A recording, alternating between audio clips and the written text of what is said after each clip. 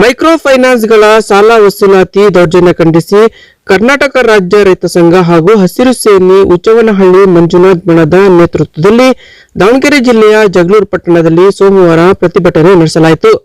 ಇದೇ ವೇಳೆ ಪ್ರತಿಭಟನಾಕಾರರು ಪಟ್ಟಣದ ಪ್ರವಾಸಿ ಮಂದಿರದಿಂದ ಮಹಾತ್ಮ ಗಾಂಧಿ ವೃತ್ತ, ಮಹಾತ್ಮ ಗಾಂಧಿ ಬಸ್ ನಿಲ್ದಾಣ, ಅಂಬೇಡ್ಕರ್ ವೃತ್ತ ಸೇರಿದಂತೆ ಪ್ರಮುಖ ಬೀದಿಗಳ ಮೂಲಕ ಪ್ರತಿಭಟನಾ ರ್ಯಾಲಿ ಮೂಲಕ ತಾಲೂಕು ಕಚೇರಿಗೆ ತೆರಳಿ ಮೈಕ್ರೋ ಫೈನಾನ್ಸ್ ಕಂಪನಿಗಳ ವಿರುದ್ಧ ಘೋಷಣೆ ಕೂಗುತ್ತಾ ಗ್ರೇಟ್ ತಹಸೀಲ್ದಾರ್ ಮಂಜಾನಂದ್ ಅವರ ಮುಖಾಂತರ ಸರ್ಕಾರಕ್ಕೆ ಮನವಿ ಸಲ್ಲಿಸಿದರು.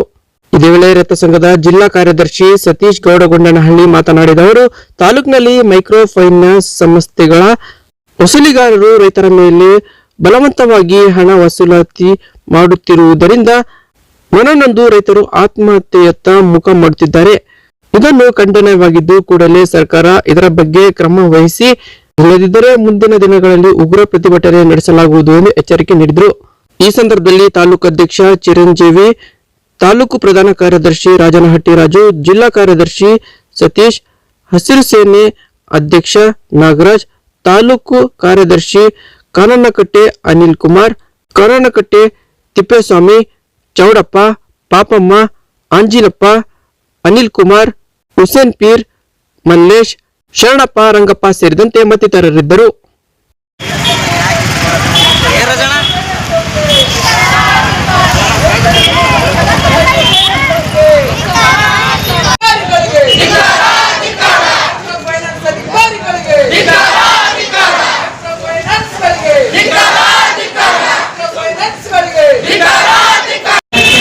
ಇವತ್ತು ರೈತರ ಜೊತೆ ಚಲಾಟವನ್ನು ಮಾಡ್ತಾ ಇದ್ದೇವೆ. ನಾವು ಸಾಲ ತಗೊಂಡಿದ್ದೀವಿ, ಸಾಲ ಕಟ್ಟಲ್ಲ ಅಂತ ನಾವೇನಿಲ್ಲ. ಸಮಯ ಬಂದಾಗ ನಿಮ್ಮ ಸಾಲವನ್ನು ತೀರಿಸ್ವಿ, ಬಲಂತವಾಗಿ ನಮ್ಮ ಮನೆ ಬಾಗಿಲಿಗೆ ಬಂದು ನಮ್ಮ ಮರ್ಯಾದೆ ಹೋಗುವ ಮಾಡಬೇಡ್ರಿ. ಯಾಕಂದ್ರೆ ನಾವು ಸ್ವಾಭಿಮಾನದಿಂದ ಬದುಕ್ತೀವಿ. ರೈತರಾದ ನಾವು ನಿಮ್ಮ ಸಾಲವನ್ನು ಕೊಡ್ತೀವಿ, ಇಲ್ಲ ಅಂತ ಹೇಳಲ್ಲ.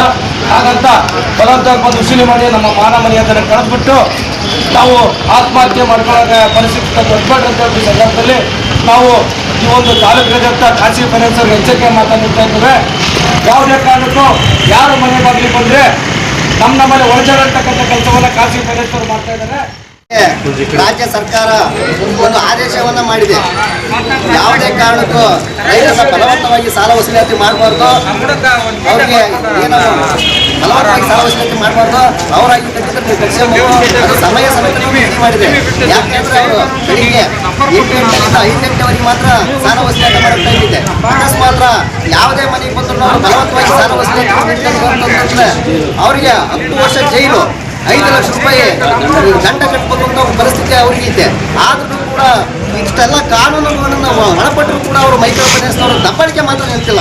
ಯಾಕಂದ್ರೆ ಬೇಗ ಹೋಗೋದು, ರೈತರ ಮನೆಗೆ ನೋಟಿಸ್ ಸಲ್ಲಿಸೋದು, ಅವ್ರ ಮಾನ ಮರ್ಯಾದೆಯನ್ನು ಕೆಲಸ ಮಾಡ್ತಿದ್ದಾರೆ.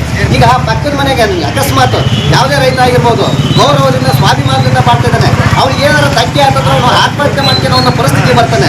ಕೂಡಲೇ ಕಾಲ ಕಾಡಿಟ್ಟು ಎಚ್ಚೆತ್ತು ಈ ಒಂದು ಖಾಸಗಿ ಫೈನಾನ್ಸ್ಗಳು ದಬ್ಬಾಳಿಕೆಯನ್ನು ನಿಲ್ಲಿಸಬೇಕು. ಇದೇ ರೀತಿ ನಮ್ಮ ಜಗಳೂರು ತಾಲೂಕಿನಲ್ಲಿ ಯಾವುದಾದ್ರೂ ಒಂದು ಘಟನೆ ನಡೆದರೂ ಕೂಡ ಕರ್ನಾಟಕ ರಾಜ್ಯ ರೈತ ಸಂಘ ನಮ್ಮ ರೈತರ ಪರವಾಗಿರುತ್ತೆ. ಆ ರೈತರಿಗೆ ಅನ್ಯಾಯ ಯಾವ ಕಾರಣಕ್ಕೂ ಬಿಡಲ್ಲ. ಖಾಸಗಿ ಫೈನಾನ್ಸ್ ದಬ್ಬಾಳಿಕೆ ನಿಲ್ಲಿಸಬೇಕು. ನಿಲ್ಲಿಸದಿಲ್ಲಂದ್ರೆ ಮುಂದಿನ ದಿನಗಳಲ್ಲಿ ಉಗ್ರವಾದ ಪ್ರತಿಭಟನೆಯನ್ನು ಮಾಡ್ತೀವಿ ಅಂತೇಳಿ ಸಂದರ್ಭದಲ್ಲಿ ಎಚ್ಚರಿಕೆ